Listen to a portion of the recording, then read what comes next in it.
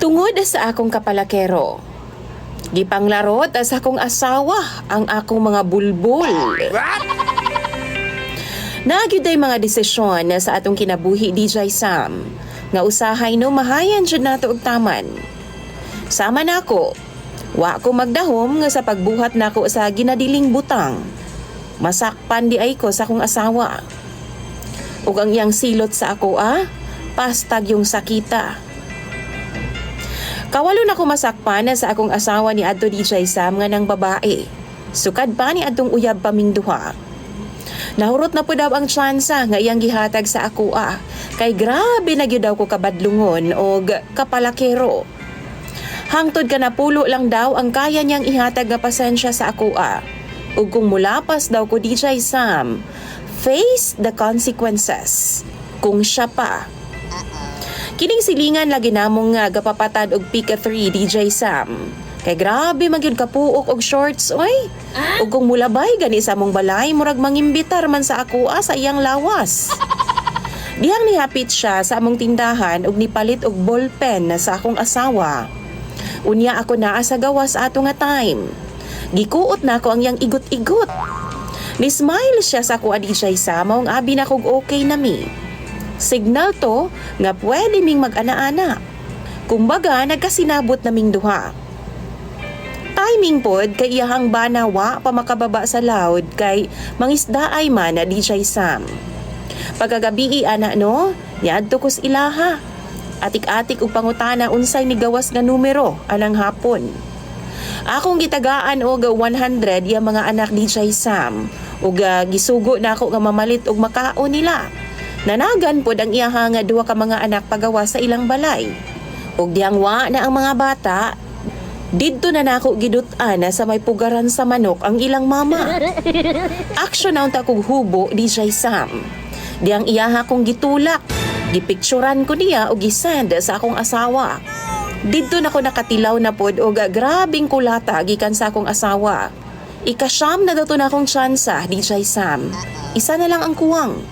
Ang ikanapulo na akong sala, diyang gipangwiyaban nako ang maestra sa akong anak. Kay pirmi man mi mag-uban ato nga time. Di sa pagpanghambog PTA president ko sa tapos si ma'am ang treasurer.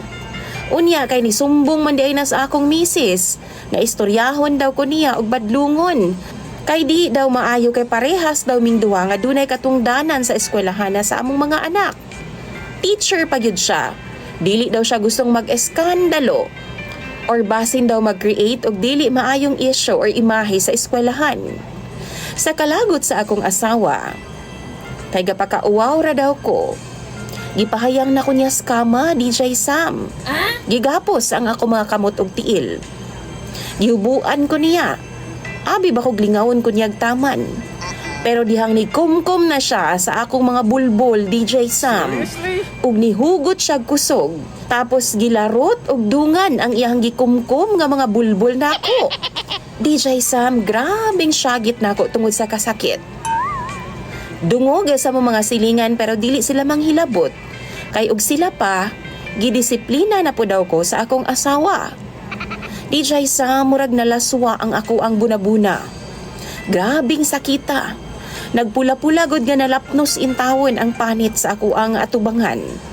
Pila ka semana nga way gawas-gawas ko DJ Sam kay hapdos kaayo. Masapda lang man sa tela DJ Sam ang akong panit ambot na lang jud.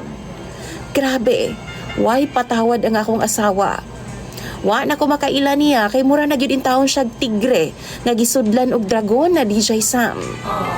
Sunod nga masayo pa daw ko, sama gihapon ang iyang buhaton. Karon DJ Sam, wa na ko'y halos gawas-gawas sa among balay. Kay bawal man ko bisan mutanaw lang sa babay. Bisan wa ko mag-chancing, butang-butangan na dayon ko niya DJ Sam nga nangidhat lagi daw ko. Masuko sab siya nga mutanaw ko sa gapapatad og Pika 3 DJ Sam, kay naibog na po daw ko. Sunod nga masakpan na po daw ko niya, kabaw na daw kog unsay mahitabo. Magbira na po daw siya isa ka kumkum nga bulbul. Depende sa kabugaton sa akong gihimo. Huna-hunaon pa lang nako na DJ Sam, perte nagyong sakita. Dugay kayong nawa ang kahapdos ato DJ Sam sa akong bugan. Labi nagmahanginan, grabe jud. Karon DJ Sam, sige ko kontako na sa eskwelahan na sa akong anak. Kay president baya ako didto. Unya, naaday mga coming na events. Makatarungan ba ning akong asawa? Normal pa ba siya?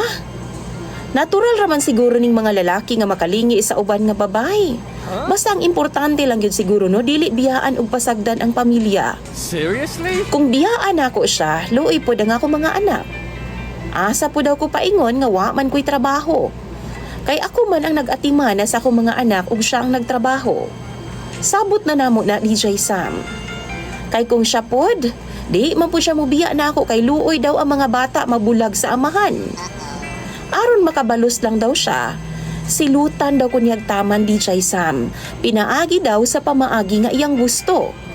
Sayang daw ang napulo ka tsansa nga iyang gihatag kung nga mauli ra po daw sa wala ang tanan. Mauli ra sa bulag kumbaga. Kung mahurot daw ang akong bulbul. Akong tabadidoy na po daw ang iyahang isunod. Hinay-hinayan daw na niyag hiwa DJ Sam. Kada sala nako hangtod nga mahurot. Usa ka sakop, usa ka hiwa. Syarog di daw ko magbago.